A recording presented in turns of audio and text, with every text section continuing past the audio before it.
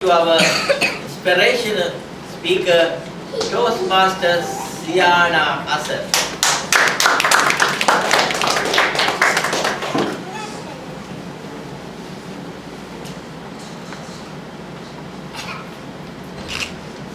If you have a place to go, you may call it a home. And if you have people to love you, you may call it a family. And if you have both, it's a blessing. On top of it, if you have faith in your Creator and also have enough courage and strength and belief in your self-confidence, I would say you have a fortune. My dear Toastmasters and guests, a very good evening. Good evening. These four aspects in our life, our home, our family, our Creator, and ourself, are very important to us. Most of us tend to take these aspects for granted and do not value or appreciate it unless or until we are faced with a drastic situation which makes us realize the value of these aspects. Today, I am going to share with you one such incident that took place in my life which has made me realize and value and appreciate these four aspects until my last breath. October 14, 2001 was a very important day to me, my husband, and our little daughter. This is the day we took wings to a new home. We thought of migrating to New Zealand in search of greener pastures. And on that day, we bid goodbye to our families, friends, and our beloved homeland and went to New Zealand with the joy and expectations of setting up a new home. The first 2 weeks in New Zealand was calm and peaceful. We set up home with our cousin who was in New Plymouth. We were able to enroll our daughter to a primary school in the locality, and my husband started job hunting, while I occupied myself with the usual household chores. Then all of a sudden, a strange feeling came to me. I started feeling lonely. I started feeling scared, and I felt we were in a strange land with no one around us. I started missing my family. I started missing my home and my beloved friends and colleagues and my wonderful mother. This feeling kept on coming to me, and I was trying my best to put it away, but it didn't do. The monster kept coming and coming, and I started to cry all of a sudden.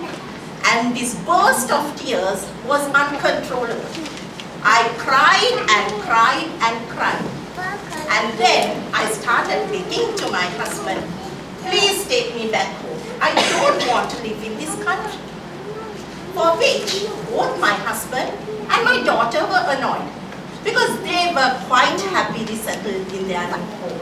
And my husband would scream at me, are you crazy? I've just given up my job there. We have brought all our savings here.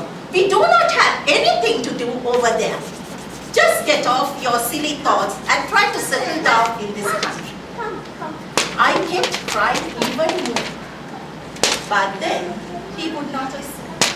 I kept crying and crying day and night. And finally, I became so sick that I was coming in for depression. This is when my family back home and my husband became worried, and they consulted my physician in Sri Lanka, who wanted my husband to bring me back home immediately. So my husband, although was not favorable with this decision, could not bear to see me suffering any further, and through the sheer love he had for me, thought of returning back to Sri Lanka. So after residing for 2 months in New Zealand, I returned back to my beloved country on the 11th of December 2001. Now, Shouldn't I be happy? I come back home. But I was not so. When I came back to Sri Lanka, that is when reality struck me. What have I done? We have come here. My husband doesn't have a job. My daughter doesn't have a school to attend. And our savings were dwindling. And our future looked even more darker and bleaker and gloomier. And now I started crying even more. This time, not because I was homesick. This time I was guilty. I put my family through strenuous situation and their future was now at stake. I cried again, day and night. This is when I realized how important a family could be. My family, my husband, my daughter, my parents, my siblings, and their children were all around me. They gave me the courage I wanted. They supported me. I could still hear my mom say, "Don't worry, there is a dark cloud behind, there is a silver lining behind every dark cloud." And this kept me going. This is the day I really started appreciating and valuing my family. And their encouragement and support gave me that life won't be as dark or bleak as I am thinking. Then I turned to my other Savior, my Creator, the Almighty. With my family's support, I started praying to Him day and night. I prayed to my God, asking mercy, seeking solace to get us out of this misery. This is the second aspect where I appreciated what is important in my life. I think my prayers started answering gradually. After 2 months of misery, my husband was reinstated in his former job by February 2002. And my daughter gained admission in one of the leading girls' schools in Colombo. With both of them now back to a normal routine, I was feeling better.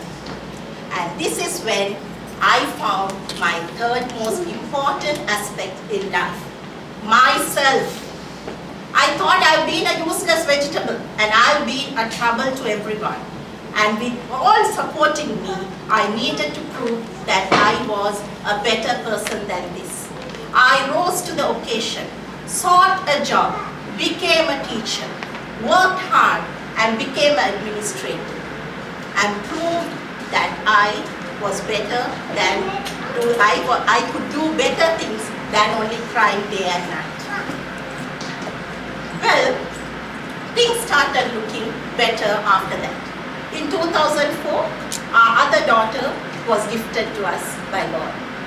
Then in 2005, I was able to start my own nursery school. And in 2008, our family was elated when my husband was given this opportunity to come and work in Saudi Arabia. And now in 2009, we all joined him here in Saudi Arabia. My dear Toastmasters, thanks to everyone around us and the Almighty, we are now a happy little unit. Of course, we have challenges to face, but still, our future doesn't look dark or bleaker anymore. You may wonder why I share this story with you. Just look at me. When you look at me, do you think I'm a person who has gone through that lot of experience in my life? Do you think so? No. This is because my family was with me all the time. My God gave me the spiritual guidance, and with all this, I had the courage and self-confidence to fight and show that life is much more valuable and worth than we think. So my dear Toastmasters, I just appeal to all of you. Just don't take these 4 aspects in your life for granted. Value and appreciate your home, your family, and your creator. And of course, make sure with all these three, you have someone in you. Bring that person out so that all your problems will never be a problem. I appreciate and value it now. I am sure you too will. Over to you.